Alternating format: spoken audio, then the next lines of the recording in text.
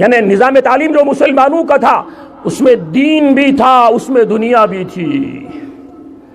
بدقسمتی یہ ہے کہ ہم اصل چیزوں کو سمجھنے کے لیے تیار نہیں۔ ہوا کیا؟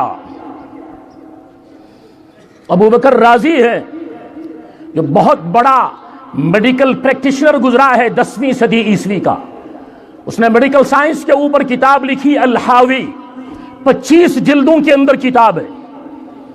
فرانس کے اندر یعنی جب مسلمانوں کا توتی بولتا، مسلمانوں نے دنیا کے اوپر 1000 سال تک حکومت کی، اسپین کے اندر 800 سال تک حکومت کی، ہندوستان کے اندر 700 سال تک حکومت کی، ترک اوٹمن امپائر نے ترک کے اندر، اور بیک وقت 3 continent, African continent, European continent اور ایشین کانٹیننٹ، بیک وقت ان 3 کانٹیننٹس کے اوپر 600 سال تک حکومت کی، لیکن وہ ایسے ہی کی، ہوا میں کی۔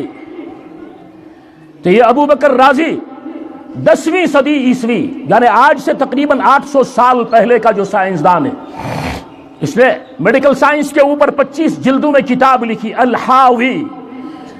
فرانسس منچ لائبریری ات منچ ٹوٹل لائبریری مز 9 کتاب، 9 کتابن منچ اخ کتاب ابو بکر رازی سنز یم میڈیکل سائنسس پر کتاب لچمت اور یہ 15 جلدن مز، اور ام سنز میڈیکل سائنسس پر یم کتاب ام لچمت یورپس مز 400 ورین سلیبسس مز ابو بکر رازی سنز کتاب روزان۔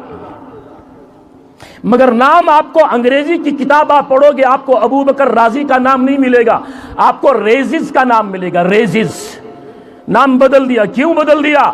تاکہ پڑھنے والے کو پتا نہ چلے یہ کون تھا، یہ مسلمان تھا یا غیر مسلم تھا۔ ابن سینا حالانکہ شیعہ ہے لیکن مسلم دنیا کا آدمی ہے، تو اس نے کیا کہتے ہیں الکینن اصل میں القانون ہے، القانون 14 جلدوں میں کتاب لکھی، اور یورپ میں 600 سال 18ویں صدی 18 سنچری تک یورپ کے اندر یہ کتاب میڈیکل سائنس کے سلیبس میں 600 سال تک۔ اب آپ اندازہ کرو، علی ابن عباس، اچھا ابن سینا اس کو ایوی سینا کہتے، ایوی سینا، ابن سینا نہیں ایوی سینا۔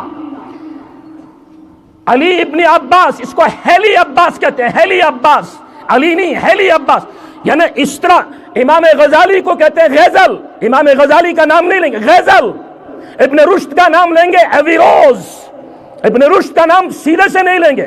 یہ جو مسلمانوں کی خدمات ہے جنہوں نے پوری دنیا کو دین اور دنیاوی تعلیم کے ذریعے سے کنٹرول کیا ہوا تھا، ابن ہیثم، آج ہم کو جو سکولوں کے اندر پڑھایا جاتا ہے کہ یہ جو کہتے ہیں گریوٹی، لاز آف موشن، ان کو کس نے ایجاد کیا ہے، ان کو کس نے انوینٹ کیا ہے، تو ہم کو پڑھایا جاتا ہے اسحاق نیوٹن نے ان کو ایجاد کیا۔ اسحاق نیوٹن سے 600 سال پہلے ابن ہیثم اسلامی دنیا کا اتنا بڑا سائنسدان، اس نے گریوٹی کے اوپر 600 کتابیں لکھی تھی، کشش ثقل کے اوپر، یہ جاذبیت کے اوپر 600 نیوٹن کے آنے سے 600 سال پہلے اس نے اس عنوان کے اوپر 600 کتابیں لکھی۔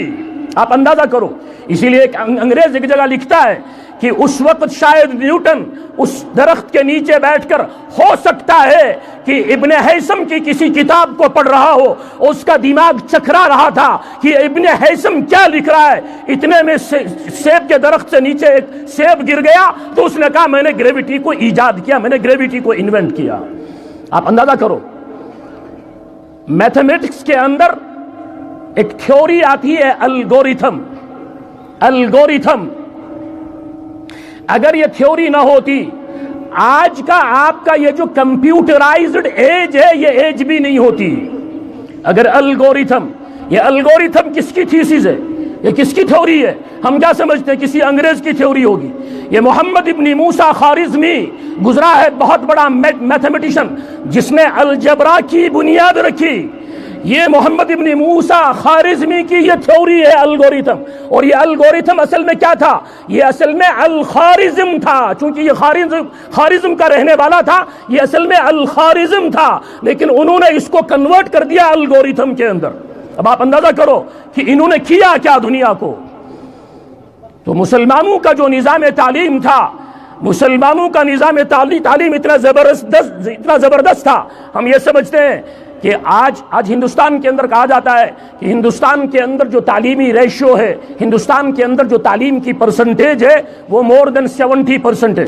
اگر کسی سے ہم پوچھتے ہیں مسلمان سے 1947 کے اندر 70% تعلیمی فیصد رہا ہوگا یا کم رہا ہوگا یا زیادہ رہا ہوگا، اکثروں کا جواب آتا ہے کہ کم رہا ہوگا، حالانکہ یہ جواب ہی غلط ہے۔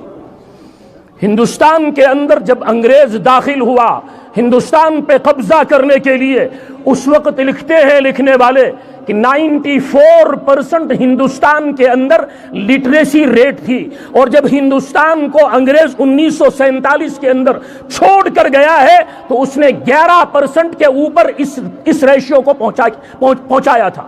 11%، کہاں 94% اور کہاں 11%۔ اب آپ اندازہ، اب اس کی پریکٹیکل ایگزامپل آپ لے لو، سری نگر کی لے لو۔ آپ کے سری نگر کے اندر جامع مسجد ہے، یہ کتنا پرانی کناز، یہ کتنی پرانی ہے؟ اچھا اکھ دیودور شدی کھڑا، یم کم کھڑا کرمیت، یم کم کھڑا کرمیت، وہاں تو کرین نہیں تھے، وہاں تو صرف مزدور تھے، یہ کیسے کھڑے ہو گئے؟ آپ کی عالی مسجد کے اندر یہ جو دیودار کھڑے ہیں یہ کس نے کھڑے کیے؟